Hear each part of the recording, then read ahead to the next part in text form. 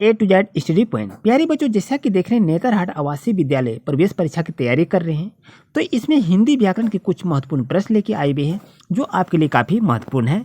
तो प्यारे बच्चों, वीडियो के अंत तक बने रहें। आइए क्लास की शुरुआत करते हैं नए क्वेश्चन से। जैसा कि देखने कहा रहा कि वो अरण्य का पर्यायवाची शब्द क्या होगा बच्चों? विपिन होगा, बापू होगा, रश्मि होगा या विकट होगा? तो प्यारे बच्चों, इसका सही आंसर होगा option number A is right answer. जैसा कि देख रहे हैं नेक्स्ट क्वेश्चन आपके पास है बच्चों कि आप शब्द जो सर्वनाम है ये पुरुषवाचक है, निजवाचक है, संबंधवाचक है या निश्चयवाचक है, तो आपको इसमें से चुनना है। तो बच्चों, आप शब्द का जो सर्वनाम है ये निजवाचक से संबंधित है, ऑप्शन नंबर बी आपके लिए सही रहेगा। इससे आगे देखिए क्वेश्चन दे दिया कि चराचर का संधि विच्छेद क्या होगा? तो इसमें से 4 ऑप्शन है, तो सही आंसर होगा आपका ऑप्शन नंबर बी, चर जोड़ अचर, चराचर का संधि विच्छेद होगा। इससे कि देखिए क्वेश्चन यहाँ पर दे दिया कि परमोजस्वी का संधि विच्छेद क्या होगा, बताइए। ये 4 ऑप्शन है, तो बच्चों इसके लिए सही आंसर होगा आपका ऑप्शन नंबर सी, परम जोड़ ओजस्वी इसका सही आंसर होगा। जैसे कि क्वेश्चन को यदि देखा जाए कि अन्वेषण कौन संधि है, तो याद रहे बच्चों इसके लिए सही आंसर होगा ऑप्शन नंबर 1, यन संधि है। और ये सभी क्वेश्चन जो आपके एग्जाम के लिए काफी महत्वपूर्ण है। जैसे कि देखिए क्वेश्चन क्या कह रहा है कि गजानन कौन सा समास है? बहुब्रीहि है, द्विगु है, कर्मधारय है या तत्पुरुष है? प्यारे बच्चों, इसके लिए सही आंसर होगा गजानन जो है ये बहुब्रीहि समास है, ऑप्शन नंबर ए आपके लिए सही रहेगा। क्वेश्चन की यदि हम बात करें कि यज्ञशाला कौन सा समास है, बताइए। ये द्वंद्व है, अव्ययी भाव, तत्पुरुष या बहुब्रीहि है? तो प्यारे बच्चों इसके लिए सही आंसर होगा ये तत्पुरुष समास है, option number C is right answer. जैसे कि क्वेश्चन में यदि देखा जाए कि रात दिन कौन सा समास है, तो इसके लिए सही आंसर होगा द्वंद्व समास है, ना कि बहुब्रीहि नहीं है, अव्ययी नहीं है या तत्पुरुष समास नहीं है। इति श्री होना मुहावरे का अर्थ क्या होगा बच्चों? शुरू होना, समाप्त होना, तैयार होना या अटल रहना? तो बच्चों इसके लिए सही आंसर होगा option number B is right answer. इति श्री होना का मतलब होता है समाप्त होना।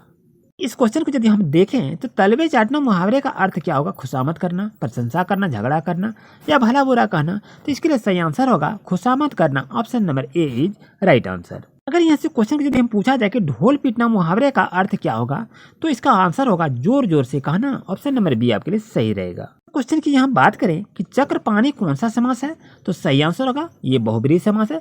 ये सभी क्वेश्चन जो हैं आपके एग्जाम के लिए काफी महत्वपूर्ण है। अगर हम क्वेश्चन की यदि हम बात करें कि कमल नयन कौन सा समास है, तो सही आंसर होगा बच्चों कर्मधारय समास है। जैसे कि क्वेश्चन को यदि देखा गया प्रेम निमग्न किस समास का उदाहरण है, तो ये आपके पास 4 ऑप्शन है, बताइए बच्चों। तो सही आंसर होगा ऑप्शन नंबर ए, ये क्या है? ये तत्पुरुष समास के उदाहरण हैं। जैसे कि क्वेश्चन में देखा गया कि जगन्नाथ का संधि विच्छेद क्या होगा, तो ये आपके पास 4 ऑप्शन है। जगत जोड़नाथ है, जगत जोड़नाथ यहाँ हलन दिया हुआ है, और जग जोड़नाथ ये तो दोनों आपस में नहीं होगा। तो बच्चों ये इसमें देखें ये जगत जोड़नाथ आपका सही होता है, लेकिन बहुत बुक में ऐसा भी दिया है जगत जोड़नाथ।